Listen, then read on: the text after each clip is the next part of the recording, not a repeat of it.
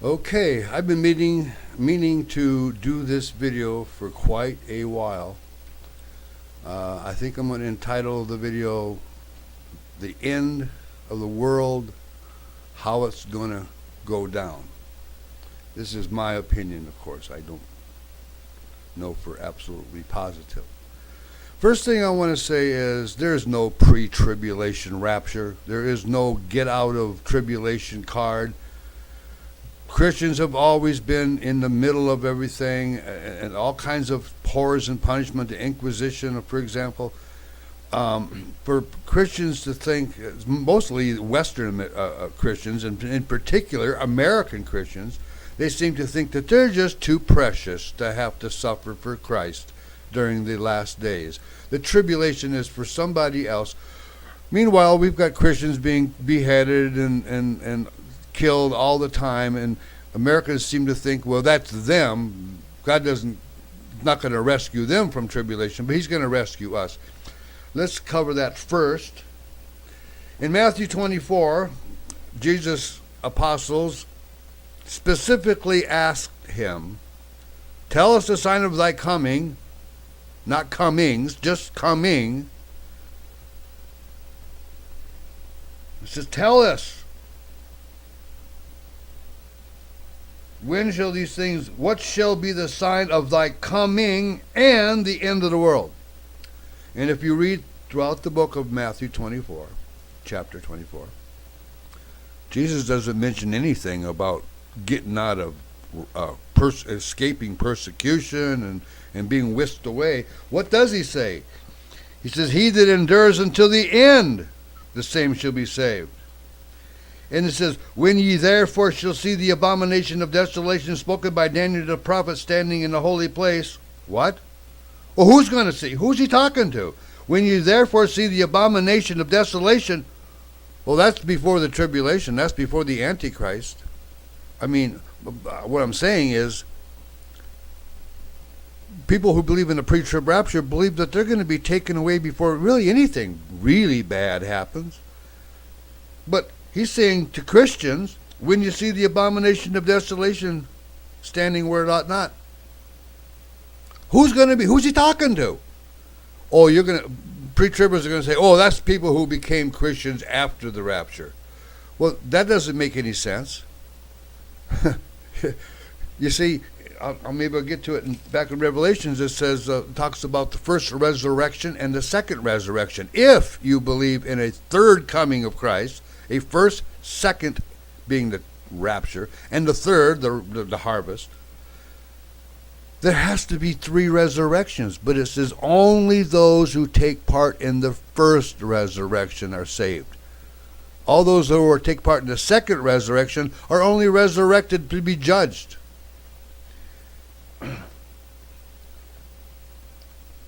Jesus said, when you see the abomination of that desolation, flee, blah, blah, blah, blah. It says, and then immediately after the tribulation of those days, the sun will back, and then shall appear the sign of the Son of Man in heaven. And he's going to, what's he coming to do?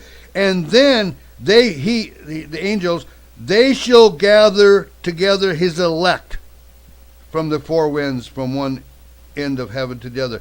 So after the tribulation, then Jesus will come, and then the angels will gather his elect, whether they be dead or alive. Okay, I'm not here to talk about the rapture, because it doesn't exist. There is a gathering, but it's at the last day. Now, the purpose of this is to tell you how I think the world's going to end. First, I want to talk about what else you find in Matthew 24. But we're going to compare it. I'm going to move my mic a little bit. We're going to compare it to Revelation. Revelation chapter 6 in particular, to be specific. When Jesus was asked about the signs that they should be looking for, tell us about the signs of thy coming and the end of the world, the first thing Jesus said was, take heed that no man deceive you. And then he says, many shall come in my name, saying, I am Christ, and shall deceive many. That doesn't mean many people are going to be coming saying, I'm Jesus. He says, many shall come in my name. That'd be Christians. Many Christians will come in his name and shall deceive many. The people who have been spreading the rapture lie are Christians. And they shall deceive many. And let's continue on what he says. For you shall hear of wars and rumors of wars. Does that mean, is he just talking for his health? No, he says there's going to be wars and rumors of wars. Now you could argue, well, we've had wars. We've had World War I, World War II, Vietnam, Korea, and other wars. But those didn't bring about the end time, did they? I'm going to pause here a second because I didn't plan this very well. I mean, I wanted to do it, but I didn't take a bunch of notes and all that stuff. I'm going to pause for a second. I'll be right back. Okay, I'm back. I had to fill up my little juice glass. Where was I? Hang on. Okay. The first thing Jesus said is, take heed that no man deceive you. That covers the rapture bullshit. Then the next thing he says is, and there should be wars and rumors of wars. Now, in Revelation 6, it talks about the 4 horsemen. And the first and the second horse, I'll read it to you. And I saw and behold a white horse, and he that sat upon had a bow, and a crown was given unto him. He went forth to conquer and to conquer. That sounds like wars and rumors of wars. And then he opened the second seal, and I saw come to see, and another horse, and the horse that was red had power and given unto him to take peace from the earth. So you have the rumors of wars and the wars, matching up with Matthew 24. For nation shall rise against nation, and kingdom against kingdom. And then in Matthew 24, it says, after that, it says, and nation shall rise against nation, and kingdom against kingdom, and there shall be famines. What's this third horse bring? Oh, the black horse. And what is the horse? And he that sat on the black horse had a pair of balances in his hand, and said, a measure of wheat for a penny, and a measure of barley for a penny. See thou not hurt the oil and the wine. Sounds like there's a food shortage in the third horse, the black horse. And then what's the fourth horse? A pale horse. And his name was Death, and hath followed. A pale horse represents being sick. People being sick. So what did Matthew 24 say? What did Jesus say in Matthew 24? Nation shall rise against nation, kingdom, there should be famines and pestilence. And then mentions also, oh yeah, there's earthquakes in diverse places. And what does he say then? All these are the beginning of sorrows. So Matthew 24 from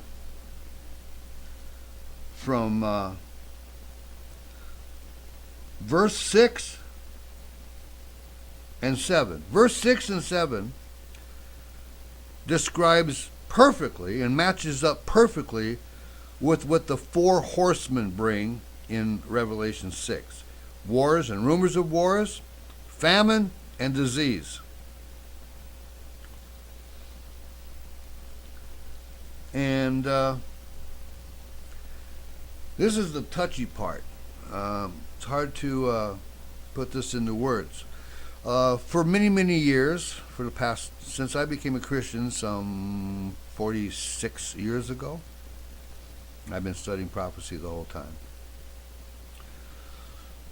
People have been asking, where's the United States in the Bible? The United States is such a important country. It should be mentioned in the Bible. And maybe it is. People say, well, it's in fact, even some friends of mine, Christian friends of mine, think that New York City is Babylon.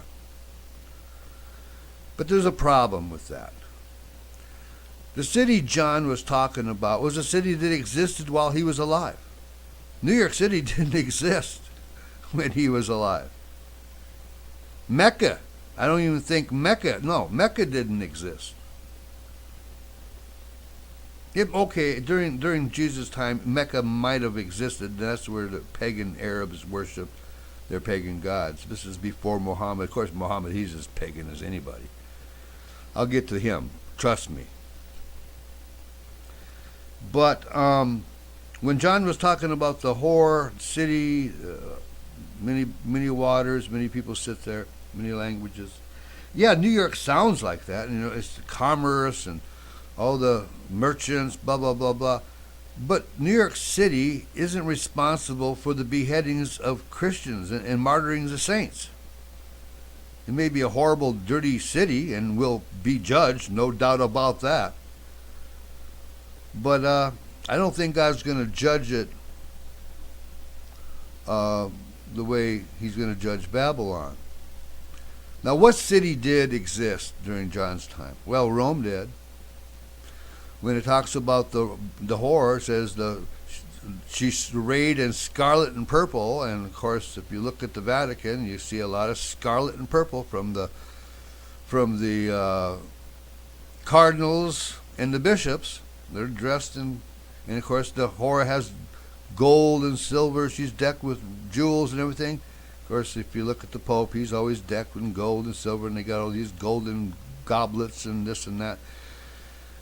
And it says the horse sits on the beast. Now we'll get to the beast. What is the beast? I'll tell you right now what the beast is. The beast is a resurrected empire, and it's not the Roman Empire, because Rome is not Antichrist. It confesses the Son of God, whether it believes it or not. It confesses it. There's only one entity that exists for the sole purpose of denying the Son. That's the definition of Antichrist. He who denies the Father and the Son. There's only one entity that exists for the sole purpose of denying the Father and Son. That's Islam. On the mosque, on the Dome of the Rock in Jerusalem, written in English on the side of the mosque, says, God has no son.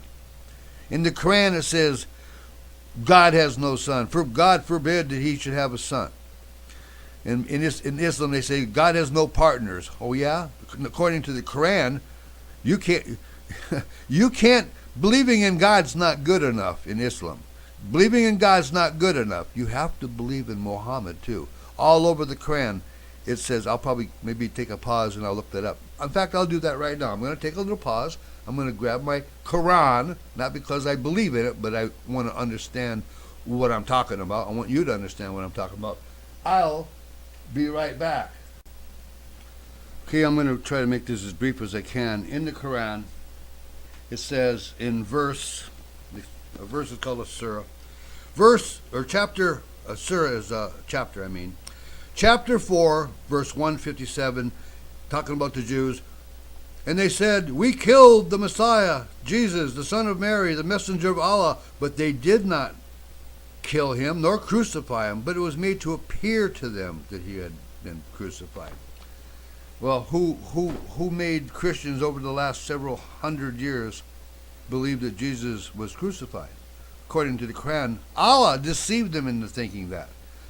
And Muslims say, well, Christianity is false. Well, who created this false religion? According to Islam, according to the Quran, Allah did. He's the greatest of deceivers. In fact, the Quran actually says that.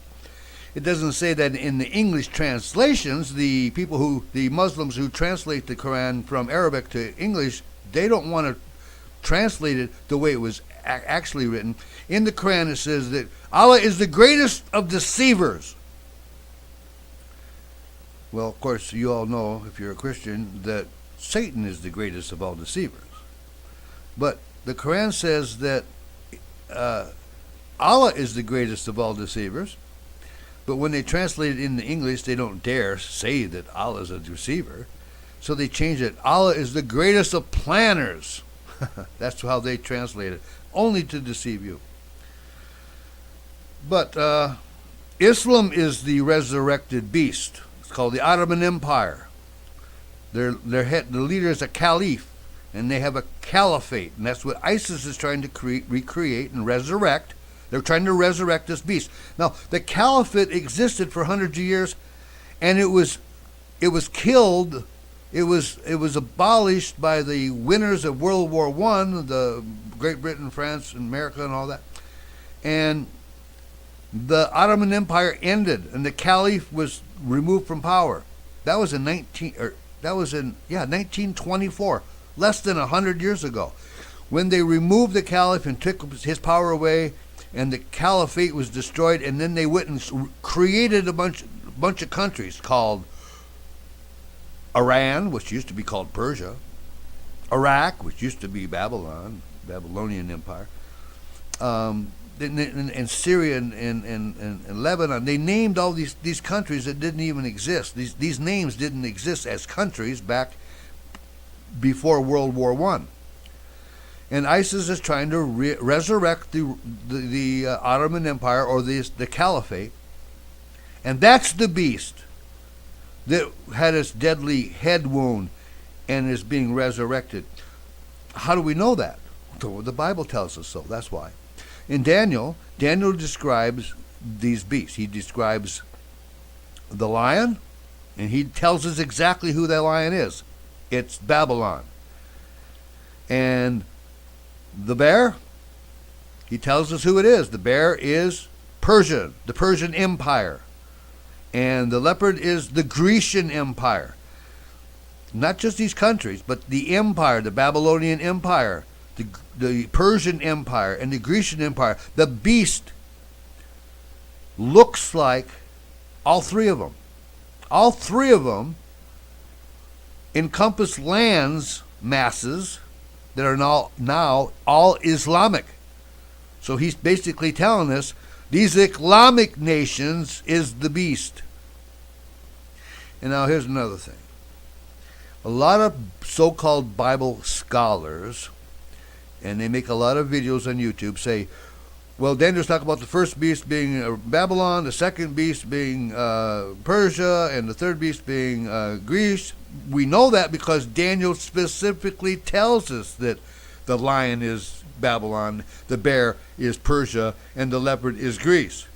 And then he talks about the fourth and terrible, dreadful beast. And these so-called Bible scholars say, well, this is Rome. Well, Daniel didn't say it was Rome. What he does say is this fourth beast is the final beast. And when we're talking beast, we're talking empire. The fourth beast is not the next beast after Greece. It specifically says it's the last beast of the world history. It's the last empire of world history. And it says it's Antichrist. And as I said, Islam is the only entity that exists for the sole purpose of denying the Son of God. Now, here's the part that's tough to get to. The wars and rumors of wars and the famines and the disease, Jesus said right here in Matthew 24:8. This is 6 and 7 talks about wars and rumors of wars, and nation will rise to the kingdom, and there should be famines and pestilence, earthquakes in diverse places. And in verse 8, all these are the beginning of sorrow. So these aren't even part of the Great Tribulation. These are just simply the beginning of sorrows. So somebody's going to be getting in a war. And people are going to say, how could Islam become this world-dominating empire that's going to control the whole world? As long as the United States is around, that's not going to happen. As long as Russia's around, that's not going to happen. As long as China's around, that's not going to happen. Well, there's wars and rumors of wars, right? If the United States, in fact, just today is what, June 19th, something like that? June 19th, I believe.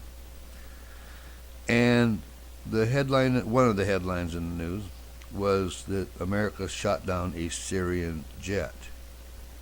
And Russia said, we're going to start protecting them with Russian planes.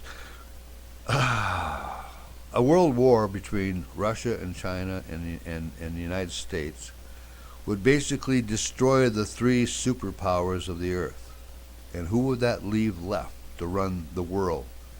that would leave Islam.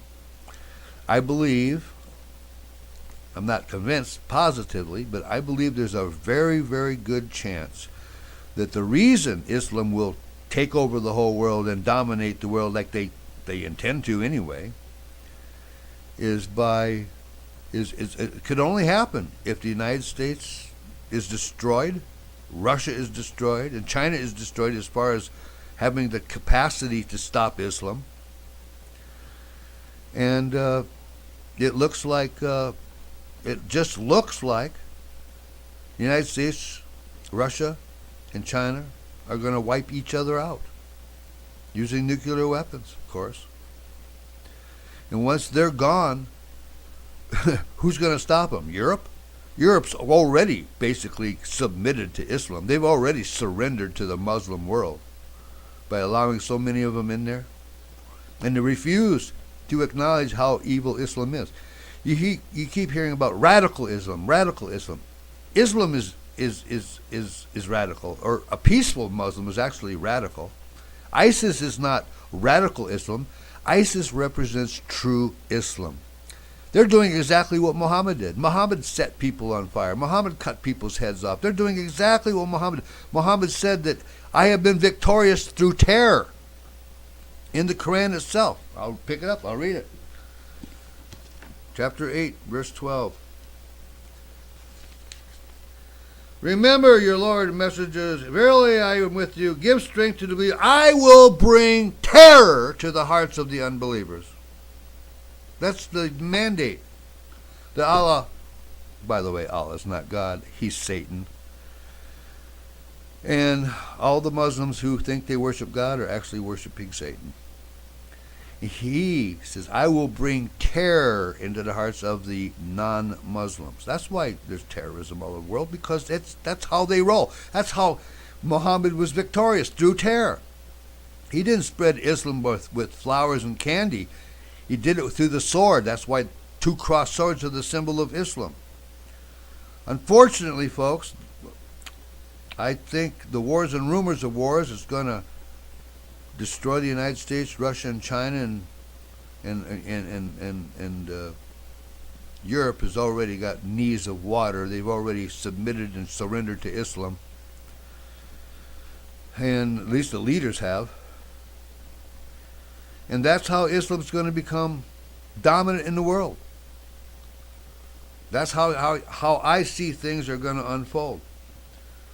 But don't worry, if you're a Christian, if you're on the winning side, don't worry about dying. Everybody's going to die anyway. Whether there's a God or not, you're still going to die.